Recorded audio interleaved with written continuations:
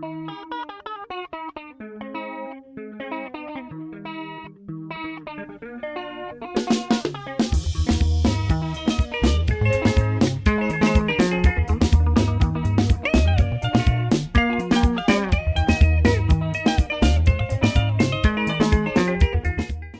rare spectacle was observed at today's In the Name of the People book launch as Nelson Chamisa sat at the same table as Chris Mutsvangwa as presenters deliberated on populism, a topic that the book is centered around. However, this was short-lived as he walked out halfway through Tendai Biti's address. Such like the situation in Zimbabwe, Tendai Biti took aim at the populist approach which is taken on by most African leaders who are opportunistic. A rapid decline in the interest of the public was noted less than a decade after the ruling party gained power and turned to serving the interests of the elite as the liberation agenda slowly decomposed. Africa. In Africa, we start liberation movements. We start Chama Cha Mapinduzi in Tanzania. We start the Frelimo. We start the MPLA. We start the ANC, we start the ZANU-PF, and there are common characteristics that stick out that I'm going to speak about. We start post-liberation formations. We start the Edgar Chagwa Lungu in Zambia, for instance. We start the many post-liberation formations in Ghana. We start the military dictatorships on the African continent. We start Mobutu Sese Seko. We start the Central African dictator Embara Bokassa. So again, there are common threads that we find, cutting through. And when we compare that with Latin America, we spend a lot of time on Argentina and the Peronist there. We spend a lot of time on Evo Morales in Bolivia. We spend a lot of time on Hugo Chavez in Venezuela. We spend a lot of time on Salvador Allende in Chile. We come across certain threads that can come up with the academic discourse that is before you. What are those common threads? What are those common threads? And I'll summarize them here. The first one is that that which we call populism is an opportunistic aberration. It takes advantage of real, genuine problems of an existential nature. The challenge on the African continent has been the challenge of a liberation movement that has failed to deliver, of decades and decades of processes that have failed to deliver. I was looking at the figures of Zimbabwe the other day, in fact, general figures of GDP growth rate on the African continent, and I was shocked. At independence in 1980, the GDP of Zimbabwe was $7 billion US dollars. The GDP of Zambia was $3.86 billion dollars. The GDP of Kenya was more or less the same size of Zimbabwe, around $7 billion. When you fast track 44 years later, the GDP of Kenya is $264 billion. The GDP of Zambia is $64 billion. The GDP of Zimbabwe is limping around $15 billion dollars. So we have the challenge of a state that has failed to deliver the basic needs, the basic requirements of the citizen, the right to housing. 95% of our people are unemployed. The majority of urban dwellers are living in rented accommodation. 50% of our people are living in extreme poverty. 3.5 million people have to depend on the state for direct survival. And this is an African story, whether you are in Mogadishu, Somalia, whether you are in Gisa, Somaliland, whether you are in Juba, South Sudan, whether you are in Kebero in Nairobi. It's a common African threat. So where the state fails to deliver, where the problem of housing, of accommodation, of unemployment, the collapse of public services like hospitals, roads, it's so easy to find a discourse that is short term. It's so easy to find a discourse that is disconnected to long-term solutions centered around the rule of law, constitutionalism, strong institutions, and electoral delivery system that actually delivers.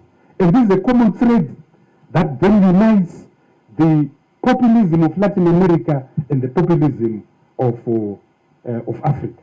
Lyle White, a part-time research associate of the Bernthers, spoke on how the African continent is prone to the appeal of the concept of populism as its societies are of a fragile democratic nature. Therefore, populist leadership is a cause of concern on the African landscape. I call it the post-pandemic populism, and we've seen that many of these leaders across Latin America have actually worked this very, very skillfully and are taking advantage of this. Then climate change.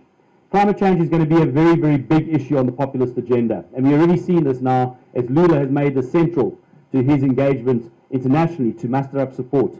And obviously it's a key issue globally and will gain popularity around the world. And the third one is the management of technology and exponential change that technology brings.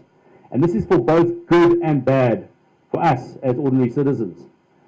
I say this because of things like social media will fall into that technology space, and how populists actually are leveraging off technology. I do think that technology is probably the most important crisis that we are going to be facing, over and above the crises or the long-term crises of climate change and that post-pandemic world.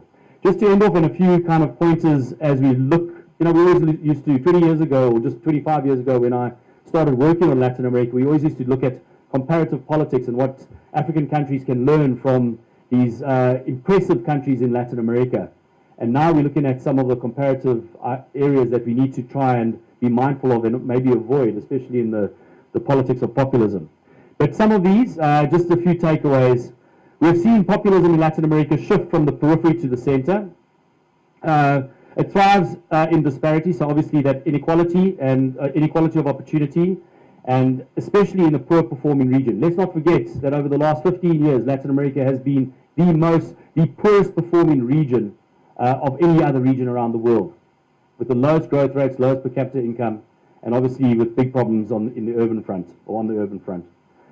The promise, and this is interesting, the promise of immediate relief is a very, very big part of the populist playbook. And it appeals to this culture that we all know so well of immediacy that we are seeing in the youth. We need immediate results. We want immediate effects. And the populists do appeal to this.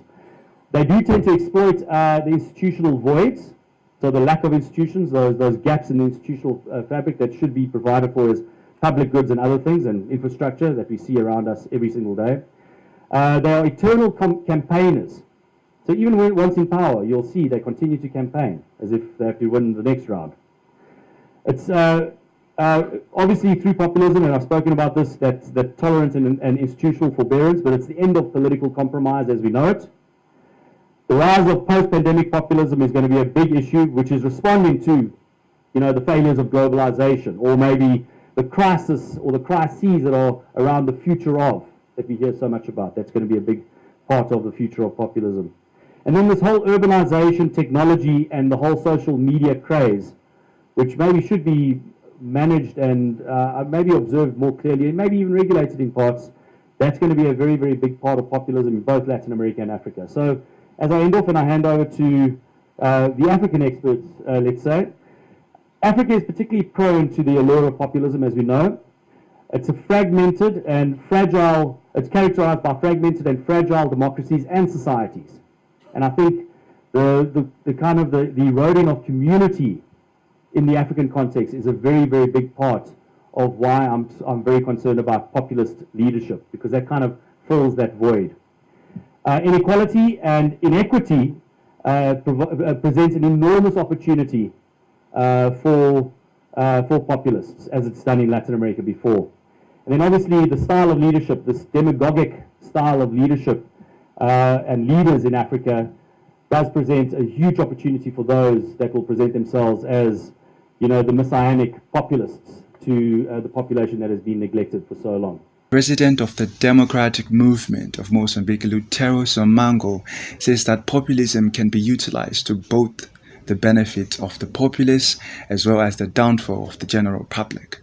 He says that politicians are solely responsible for whether the citizens get to enjoy the benefits or not. At the same time, moving the emotions of the people, because the people were real emotion, because they were coming from a colonial period. They were enjoying their independence, and most of them had not a possibility of having a house, or the house rent was so high. Then with these transitions, the house rents became so low, so everybody occupied the city and paying, of course, rent, not to the owners of the houses, but paying rent to the state. And most of the rents were sort of, in Portuguese, we could say,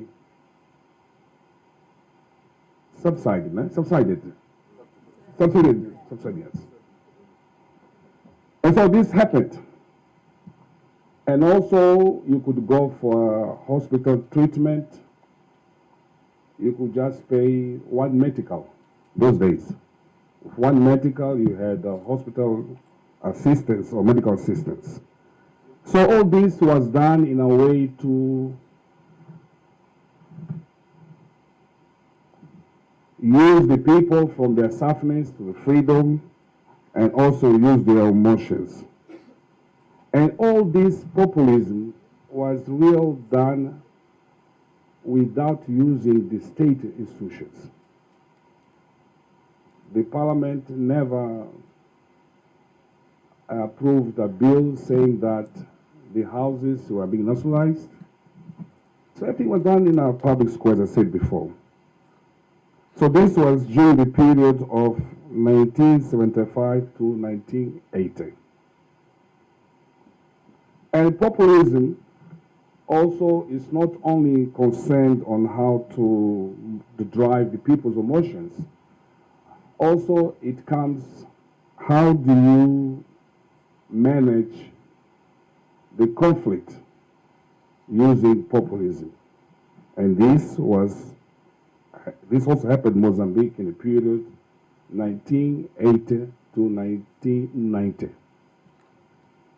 After all this process of nationalization and declaring that everything belongs to the people, we began to go through a sort of economical crisis. Then we had a civil war period, and many people who did not agree were sent to the camp for educations, and they were said that they were going there just to be reminded. And then we had the period of 1980 to 1990,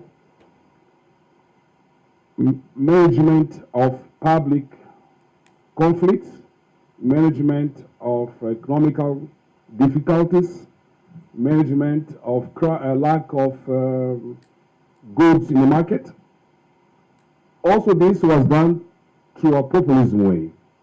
And one of the ways was that we were called, once again, to the public squares. We don't have food because we closed the borders with Rhodesia, and also we are not cooperating with the apartheid government. So our industries are closing because we cannot import spare parts from these countries. And all of us believed. So they used the problems that were affecting the people and transformed them as a basis of a populism manner to deal with. And this was done. And when we were towards to the end of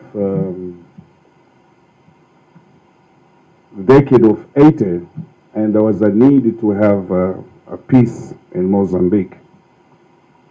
Populism has been used and is still being used as an instrument of propaganda by greedy and selfish politicians who wish to see themselves in power. The launch of this book, In the Name of the People, comes as a transcript enlightening the people and revealing populist politicians who try to come in disguising to be saviors as we approach our elections here in Zimbabwe. Reporting for HSTV News and Current Affairs, Tafadzwa Mpeswe, Belgravia, Harare.